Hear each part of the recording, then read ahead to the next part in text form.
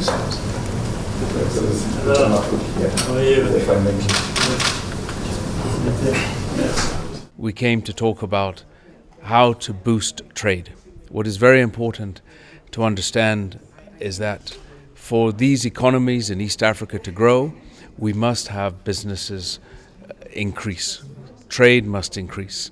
We must have access to larger markets, and our suppliers must have access to larger groups of suppliers. At the end of the day, what we all care about is that the individual citizens on the streets in East Africa have better lives. They have more jobs and they're uplifted from poverty.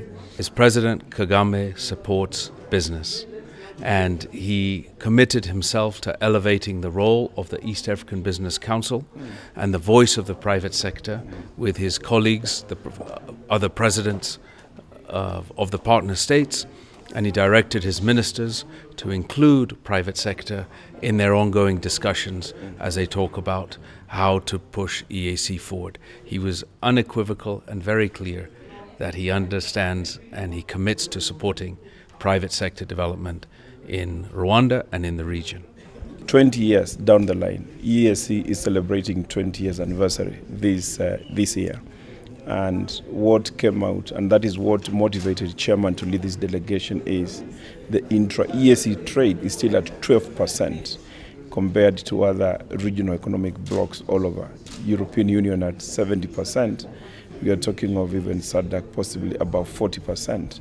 And therefore, in the wisdom of the Business Council, and the chair says, what can we do different, improve from 12% to possibly even above at least 30–40%. And therefore, the chairman of the East African Business Council, in this delegation discussing with the chair of the Heads of State Summit, and President has come out clearly to say, and he has been actually a champion of regional integration. He set out the spirit of saying, let us speak in one voice as East Africa, let us speak in one voice as Africa. We talked about these non-tariff barriers. These are the barriers to trade that pop up that the East African community has been addressing for many years. These barriers are things like roadblocks. They are blocking certain goods from crossing the borders. They are blocking people from moving across borders. We talk specifically about how to ensure that there is a single common tariff for all of East Africa for imported goods, so that all countries are treating how goods come into the country in a uniform manner. We also talked at great length about how to ensure that we reduce the cost of air travel in East Africa so that we have an open skies environment. The other very important area is the cost of telecommunications in East Africa is very high.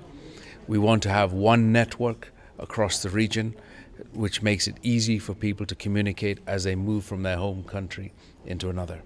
There was a long list of activities and requirements that we had.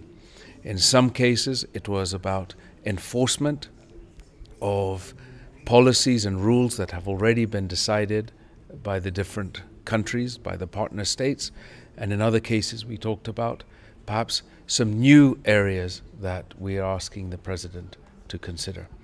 At the end of November, there will be a Heads of State Summit in Arusha. We asked the President, and he accepted, to be the guest of honor to address the Business Council, to address the businesses at a very well-attended business summit.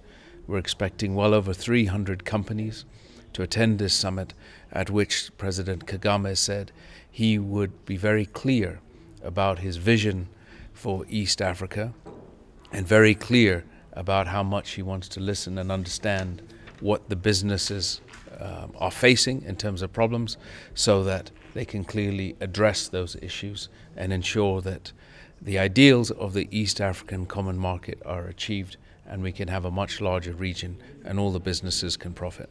We discussed bilateral relations between partner states, and the President was very clear that these issues of politics are frequently come up, but what he talked about is some of the very focused meetings that are being held, including today, between Uganda and Rwanda, other bilaterals that happen, and that is because the different presidents have the same agenda, which is to promote regional integration.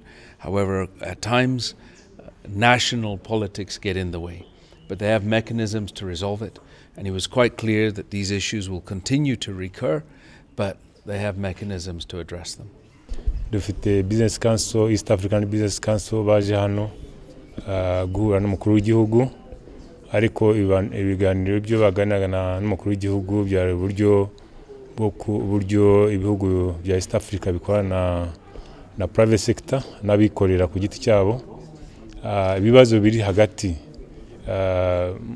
muri ibi bihugu bituma ubucuruzi butagenda neza, na cyane cyane ibintu bigura abacuruzi mu gihe bava mu gihugu bajya mu kindi, ibintu bitandukanye. Ikindi cya kabiri baganiriyeho ni uburyo abayobozi b'ibihugu bya East Africa bakorana n'abikorera ku giti cyabo, kuko akenshi na kenshi usanga abikorera batabaha uburyo bwo gukorana, na cyane cyane aho bahurira mu buryo bwa East Africa buri mezi 3.